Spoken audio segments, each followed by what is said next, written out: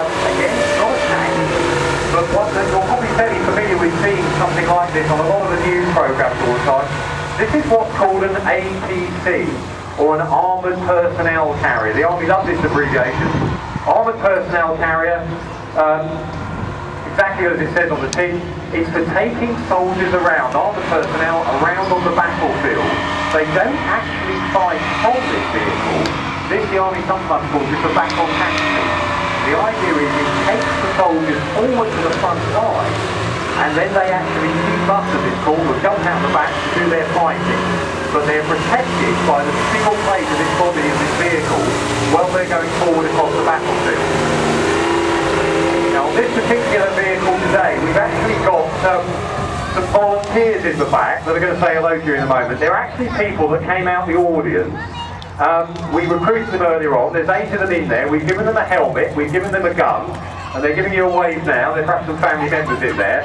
But what we're doing is we've trained them so that we can show you how this vehicle actually works in a combat situation, which we'll be showing you a bit later on. So you can see at the moment, they're in the back there, they've got those big hatches open. When they go into a battle situation, the hatches are closed down. Drivers at the front, he's there with his hatch open, you can see him. Behind sits the commander. Sometimes they're fitted with a machine gun so they can fire forward. And the whole vehicle, as I say, it's really like a box on tracks. The engine's just next to the driver, and the idea there is so that they're protected from shell splinters, from bullets on the battlefield, so they can get right up to where that fighting is before they come out the big door at the rear. Now, most armies that built tanks after World War II built some vehicle like this. This is the British version, called the FV Fighting Vehicle 432. It was first into British Army service back in the 1960s. Amazingly enough, it's still in British Army service to this day. Just up the road from here, there's a factory where they take the old engines out, put new engines in, put new braking systems in, add extra armour on the side, and they're now calling them Bulldog, and they're sending them off to Afghanistan to fight it. The young soldiers fighting in those vehicles, sometimes the vehicles are twice the age of the soldiers inside them, so it's a very long-serving vehicle in the British Army, the 432.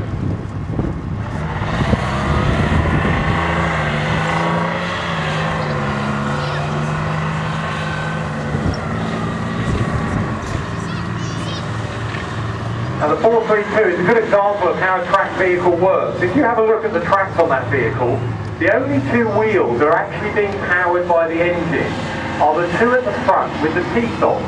And the idea there is that you power those 2 wheels, you lay down your own track, that's like your own roadway you're laying down. You bike into that roadway with the 2 wheels, you pull yourself along it. The wheels on the ground are just taking the weight of the vehicle, and the wheel at the rear is just keeping that track nice and tense. So you lay down your own roadway, bike into it, pull yourself along it, pick it up behind you and throw it forward again. And the whole idea of the track is to spread the weight of that big heavy vehicle out across soft ground. If it just had wheels on its own, it would be sinking into the mud all the time. The tracks spread that weight out.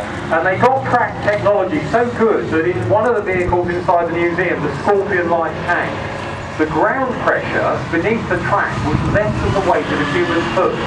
And famously in the Falkland Islands, one of these Scorpion tanks drove across the frozen bog. The tank was absolutely fine. As soon as the commander jumped off the side of it, he fell through the ice into the bog. Because the weight of the vehicle